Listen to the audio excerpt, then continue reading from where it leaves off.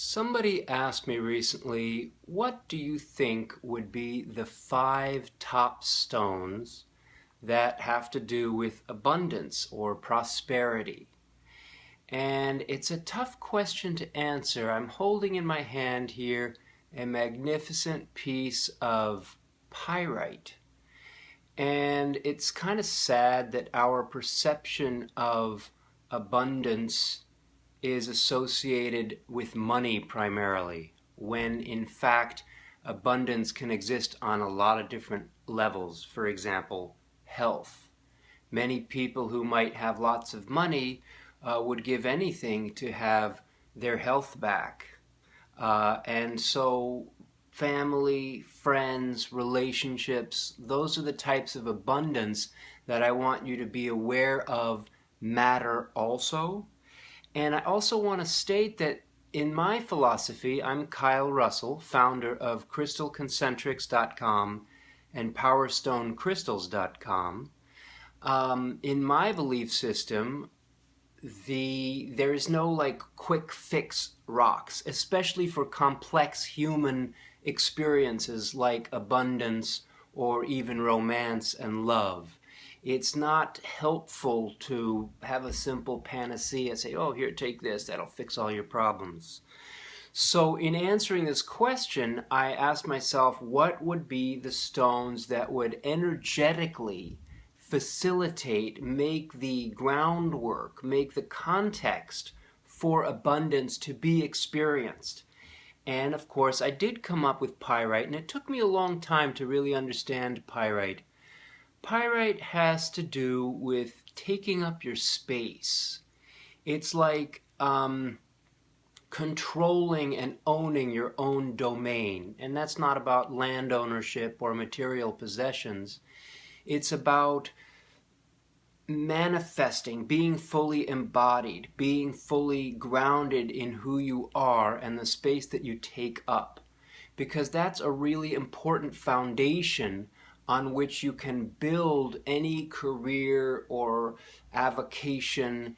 All of that type of stuff needs you to be grounded in a sense of self that emanates from your solar plexus, whose color happens to be yellow.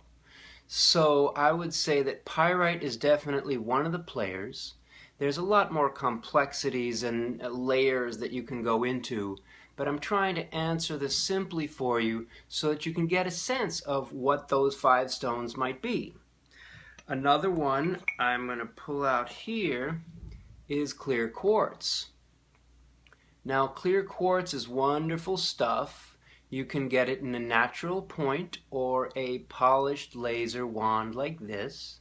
You can also find it as a cluster. And clear quartz, because of its function as a clarifier and focuser, is helpful in the context of abundance because you want to be able to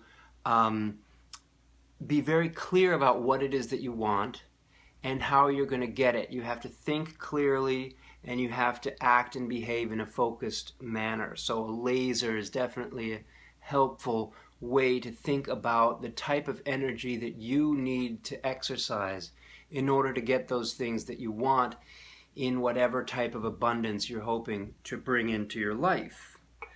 Now, this here is lapis. This is a piece I actually hold on to with some frequency. Gorgeous, gorgeous, gorgeous. You've got your color. Interestingly, it does have some pyrite in it. You can see a little bit of golden flecks in there. And this pertains to the voice chakra and your ability to voice what it is that you need. Like, many people can know what it is they want and need, but they just can't get it out. They just can't assert themselves either socially or vocally, even to themselves, about what it is that they have to do or how they really feel. So lapis is really about clarifying and in a confident way stating and pursuing that thing which you are looking for, which for many people is some sort of abundance or another.